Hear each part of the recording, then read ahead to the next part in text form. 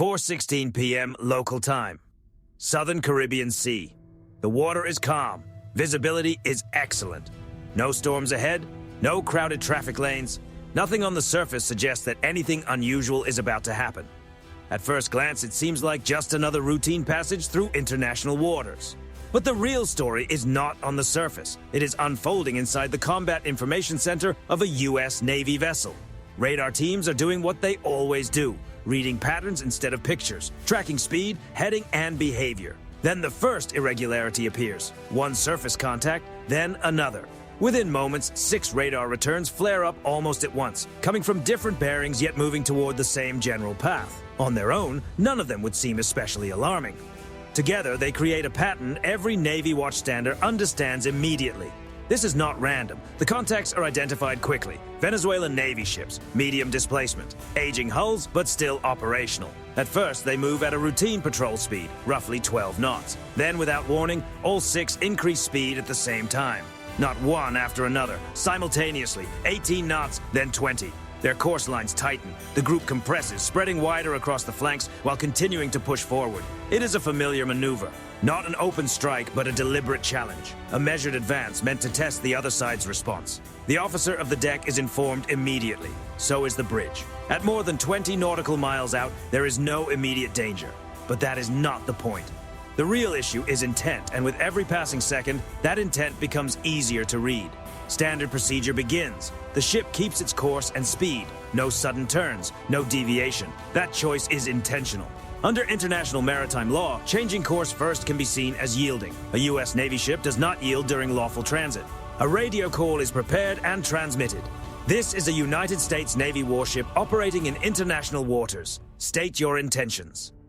The message goes out over the open bridge-to-bridge frequency, first in English, then in Spanish. There is no response, and that silence matters. If this were a simple navigation issue, someone would answer. If this were routine shadowing, there would at least be acknowledgement. Silence means the message was heard and deliberately ignored. Back in CIC, the picture becomes sharper. The 6 Venezuelan ships are no longer behaving like separate units. They are moving in coordination. 2 slide slightly toward the left flank, 2 mirror the move to the right. The remaining pair stays ahead, adjusting course to narrow the closest point of approach. It is textbook pressure geometry. No weapon systems are visibly brought to bear. No fire control radar is detected. Everything remains just below the line of obvious hostility. This is the gray zone, where political signaling hides behind carefully measured maritime maneuvers. The distance keeps shrinking. 14 nautical miles. 12. The projected closest point of approach drops below 3 nautical miles if neither side changes course. For ships of this size at this speed, that is uncomfortably close. Close enough to force a decision. Still, the U.S. Navy ship holds steady. On the bridge, the atmosphere remains calm, professional, almost quiet. Orders are brief, precise, and logged. Cameras are already running. Electro-optical systems capture hull numbers, deck activity, and crew movement. Every image is time-stamped, geolocated, and preserved. This is not about escalation, it is about documentation. Another radio call goes out, firmer this time. Venezuelan naval vessels, you are conducting unsafe maneuvers. Alter course immediately. Again in English, again in Spanish. Again, no reply. Then comes the final confirmation inside CIC. All 6 Venezuelan ships have adjusted speed to match the U.S. Navy vessel's vector. They are not crossing astern. They are not overtaking. They are matching. That removes any doubt. They are not simply passing through. They are not carrying out a routine patrol. They are deliberately confronting a U.S. Navy ship in international waters. The captain is informed. He does not raise his voice. He does not rush. He asks only one question. Are we inside any territorial waters? The answer comes immediately. No, sir. We are well clear. International waters. That is all he needs. The rules of engagement are already understood. The mission does not change. The response will remain controlled, measured, and unmistakable. The U.S. Navy does not make the first move, but it does not step aside either. As the 6 Venezuelan ships continue closing in, something changes. Not their speed, not their heading, their posture. This is no longer simple observation. It is a test, a probe, a calculation. And that calculation is entering its next stage. Because what happens next will determine whether this remains a high-pressure standoff or turns into something far more serious. 4:23 p.m. local time. The distance keeps closing. On the surface, nothing looks dramatic. No alarms, no sharp turns, no guns brought to bear. To anyone without training, it could even seem ordinary. ships moving through open water, keeping their spacing, following steady headings. But inside the Combat Information Center, the picture tells a very different story. 6 Venezuelan naval ships are now within 10 nautical miles. Their formation has settled into place. 2 hold the left arc, 2 mirror them on the right. The remaining pair continues to apply pressure from ahead. It is not a blockade in the formal sense. It is something more calculated, a moving box, a way to control space without crossing an obvious legal line. This is classic gray zone behavior, the U.S.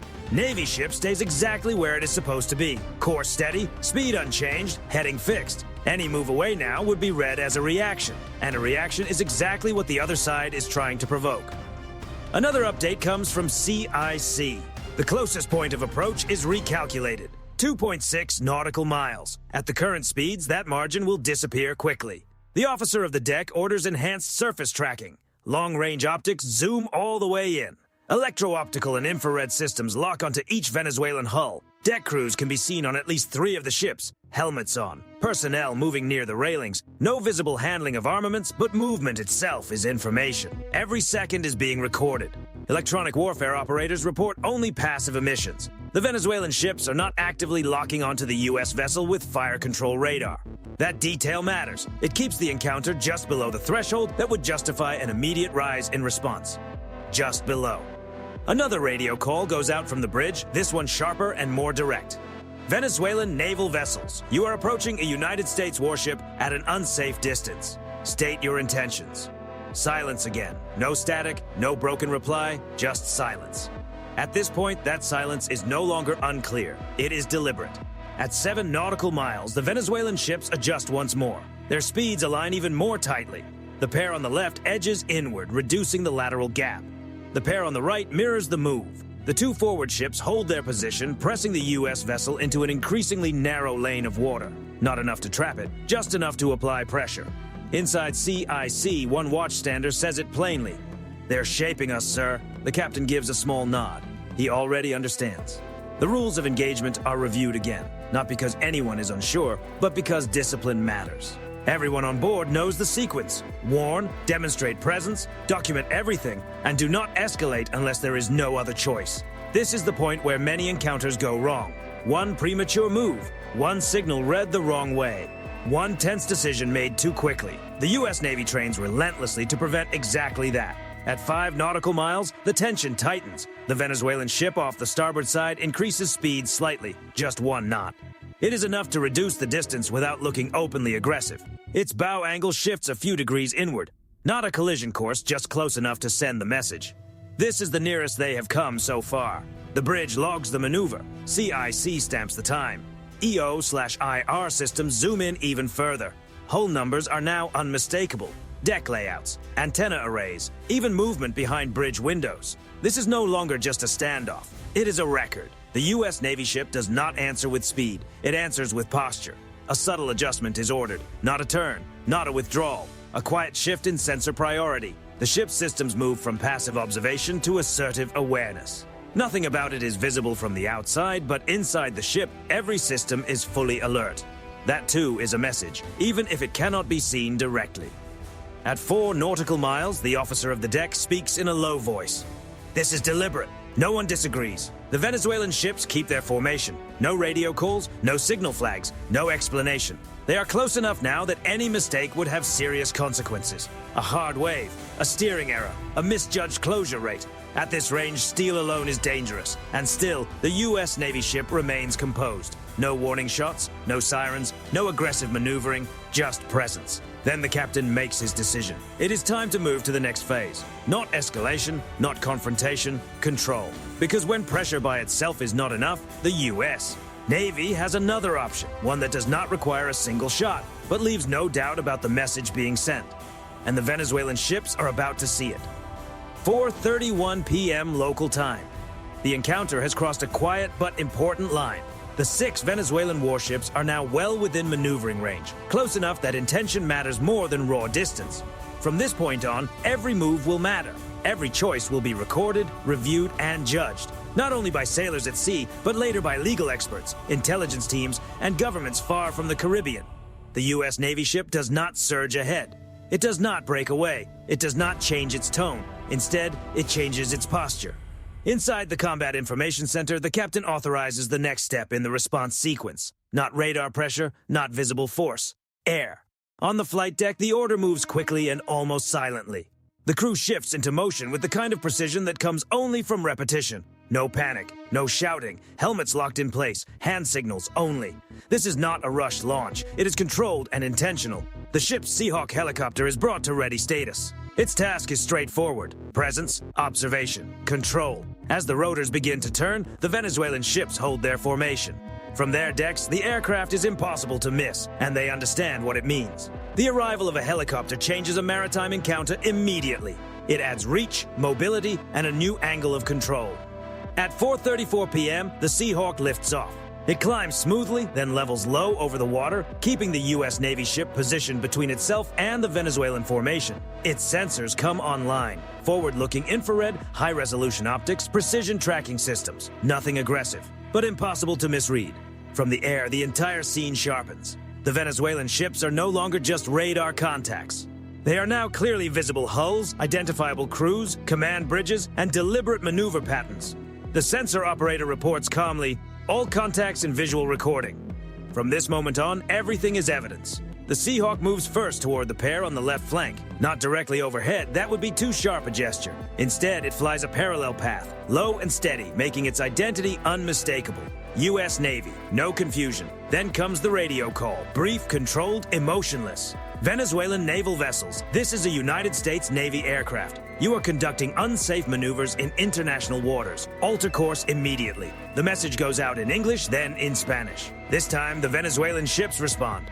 Not with words, with movement. One of the ships on the left shifts slightly outward, only a few degrees, but enough to be seen clearly. Its speed drops by about a knot. Not a withdrawal, but no longer a direct attempt to compress the space. The Seahawk holds its position. A green marking beam flashes briefly across the bridge windows of that same vessel. Non-lethal, unmistakable, impossible to ignore. Not a threat. More like a message written in light. The helicopter circles once, slowly and under full control, keeping safe spacing while maintaining clear visual authority. Its cameras continue recording everything: crew posture, bridge activity, helm changes, reactions on deck. Back aboard the U.S. ship, CIC notes the shift immediately. Contact 1 reducing speed, course deviation observed. Next, the Seahawk transitions toward the right flank pair. The move is smooth, measured, and deliberate. Again, no sudden action, no aggression, just unmistakable presence. Another transmission follows. Your actions are being recorded. Maintain safe distance. This time, one of the ships on the right hesitates. Its wake shortens. A moment later, the second ship mirrors the change. Their formation loosens. Only slightly, but enough to break the symmetry that had made the pressure effective. The balance is beginning to change. The forward pair holds out longer. They stay on heading, still trying to control the space ahead. But now their posture looks different. Without tightly coordinated flanks, the confidence of the formation starts to fade into caution. At 4:39 p.m., the first radio reply finally comes through. United States Naval vessel, we are conducting sovereign patrol operations. The wording is careful, incomplete, defensive. The U.S. Navy responds at once, calm and exact. You are operating in international waters. Your maneuvers are unsafe. Alter course. No argument. No debate. Just a clear statement of fact. Overhead, the Seahawk continues its orbit, steady and patient. From above, the Venezuelan formation begins to come apart. One ship opens lateral distance. Another drops back by half a nautical mile. Speeds no longer match. The coordinated pressure that defined the encounter only minutes earlier is slipping away. This is the turning point. Not because of raw force, not because anyone crossed a line, but because the message was delivered exactly the right way. The U.S. Navy ship never changed course. It never made a reckless move. It never stepped outside the rules. And yet the challenge is starting to collapse. Because when one side answers pressure with calm, discipline, and total control, the other side is left with only two paths: make the situation openly dangerous or step back. And now, the Venezuelan ships are starting to decide. 4:41 p.m. local time. From the bridge of the U.S. Navy ship, the change appears almost invisible at first. Nothing dramatic stands out. No abrupt turns, no clear announcement over the radio. But inside the Combat Information Center, the shift is impossible to miss. The Venezuelan formation is starting to come apart. On the left flank, the pair is no longer moving in sync. One ship continues edging outward, opening more space laterally. The second hesitates, then eases off by another knot. Their wakes no longer match. The geometry that had defined the pressure phase is beginning to unravel. The same pattern starts to show on the right. One vessel holds its line a little longer, then adjusts course just enough to widen the distance. It is not a full withdrawal, not yet. But it is no longer control. The forward pair remains the closest, still trying to shape the water ahead. But without coordinated support from the flanks, their posture changes. What looked firm and calculated only minutes ago now looks exposed. From above, the Seahawk sees it clearly. Formation integrity degraded, the sensor operator reports in a calm voice. The helicopter keeps its orbit steady and measured. No aggressive passes, no sudden dives. Just constant presence overhead. Camera still rolling. The laser remains off now. Its message has already been delivered. On the Venezuelan decks, behavior begins to change. Fewer sailors remain near the rails. Activity around the forward positions slows. Helmets come off, binoculars come up. This is no longer a display of confidence, it is reassessment. At 4:44 p.m., one of the Venezuelan ships, the same one that first reduced speed, makes a decisive move. 5 degrees outward, then 10. Enough to remove itself from the encounter geometry completely. This is the first unmistakable disengagement. The update is logged immediately. Contact 3 altering course away, separation increasing. The captain of the U.S. Navy ship watches the data in silence. He does not need to say anything, not yet. This is the defining moment in any gray zone encounter, the point where restraint proves whether it actually works. The Seahawk shifts attention to the remaining ships, especially the forward pair. From this angle, their problem is obvious. If they continue alone, the pressure turns into open provocation. If they push further, they cross lines they have carefully avoided.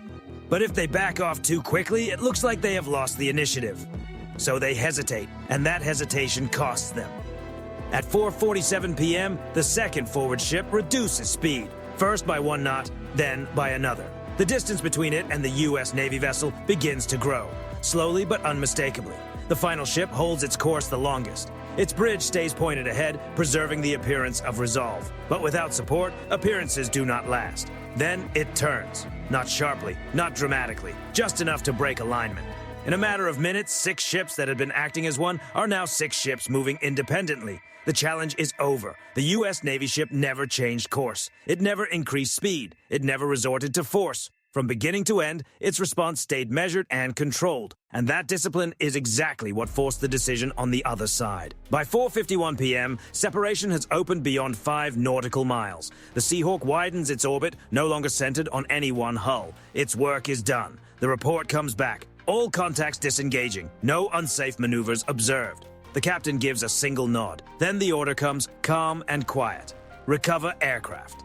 As the Seahawk turns back toward the flight deck, the Venezuelan ships continue to drift away, each taking its own exit path. There is no final transmission, no acknowledgement, no apology, none is expected. That is how gray zone encounters end when they end cleanly. Not with celebration, not with dramatic headlines, with distance. Inside CIC, the team is already reviewing the event as it happened. Timelines, bearing shifts, speed changes, every decision preserved in sequence. This was more than a tense encounter. It was a case study. 6 ships approached with intent. 6 ships departed without achieving it. And the most important detail is what never took place. No exchange of force. No collision. No breach of international law. The U.S. Navy did not prevail by overpowering the moment. It prevailed by refusing to surrender control of it. As the Venezuelan ships fade lower on the radar picture, one final line is entered into the ship's log. Challenge resolved through professional conduct and lawful presence. That line matters, because in modern naval operations, dominance is not measured by how loudly you answer. It is measured by how effectively you make the other side choose to step away first. And today, that choice has already been made. What remains is the aftermath and the meaning of what just happened. 5:02 p.m. local time. The Caribbean Sea looks exactly as it did before the encounter began. Calm, open, almost deceptively quiet. To anyone watching from a distance, it would seem as if nothing had changed at all. The ships continue on their routes. The horizon stays clear. No smoke, no debris, no visible sign of the tension that had just filled the water. But inside the U.S. Navy ship, the real work is only beginning. In the Combat Information Center, watch teams begin replaying the entire encounter. Every maneuver, every radio call, every shift in speed, bearing, and spacing. The event is rebuilt minute by minute, not for drama, but for clarity. What happened here was not random.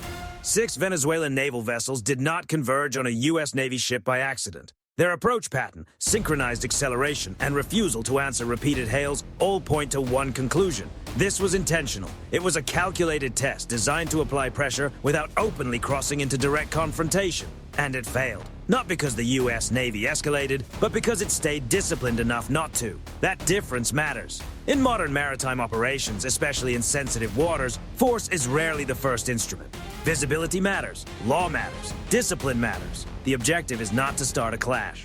It is to prevent one while still holding position. That is exactly what happened here. The U.S. Navy ship never broke from its lawful transit. It held course, it held speed, it issued clear warnings, it documented every unsafe move. And when the pressure increased, it responded with presence instead of aggression. Air cover without direct force, sensors without hostile targeting, authority without noise. That is how gray zone pressure is handled. For Venezuela, the message was impossible to miss. The entire encounter was captured from both sea and air, time-stamped and geo-located. Any further escalation would have been difficult to justify under international law. Any collision would have placed responsibility on the side that created the unsafe approach. Stepping back was not a sign of weakness. It was the only realistic option. For the U.S. Navy, the lesson was just as clear. Discipline works. Restraint is not passive, it is active control. And when used correctly, it forces the other side to choose between exposure and withdrawal. This encounter now joins a growing pattern seen across the world. From the Caribbean to the South China Sea, modern naval competition rarely begins with open exchanges. It unfolds in the margins through distance, posture, timing, and pressure. Often, the decisive moment is not the first approach. It is the pause that follows when both sides understand how close they are and must decide what drives the next move. Pride or professionalism. Here, professionalism won. As the ship returns to routine operations, there is no announcement and no celebration. Sailors rotate back to watch. The helicopter is secured. Systems return to standard monitoring. But the data remains. Somewhere far from the Caribbean, analysts will study every part of this encounter. They will look at how long the pressure lasted, which signals changed behavior, which ones had no effect, and how aerial presence reshaped the situation on the surface. Those details matter because every gray zone encounter teaches both sides something. Venezuela learned that coordinated pressure still carries consequences when it meets calm, documented authority. The U.S. Navy reinforced a principle it has relied on for decades. You do not need to fire to control a situation. You need to manage it. And that control comes from training, procedure, and knowing exactly where the line is, then refusing to cross it first. As the sun drops lower over the horizon, the ship continues ahead, unchanged in speed and unchanged in heading. The sea remains wide and open. The challenge is over. The mission goes on. And in the end, the most important question is not who won this encounter. It is what happens in the next one. Because as long as naval vessels operate in contested waters, pressure will return. Tests will come again. And when they do, the outcome will depend less on who shows the most force and more on who stays disciplined long enough for the other side to be the first to step away. That is the quiet reality of modern naval power. And most of the time, it never makes the headlines. This encounter leaves behind a clear lesson. Modern naval strength is built on discipline, documentation, and control, not impulse. The U.S. Navy held the line without firing a shot, and that restraint decided the outcome.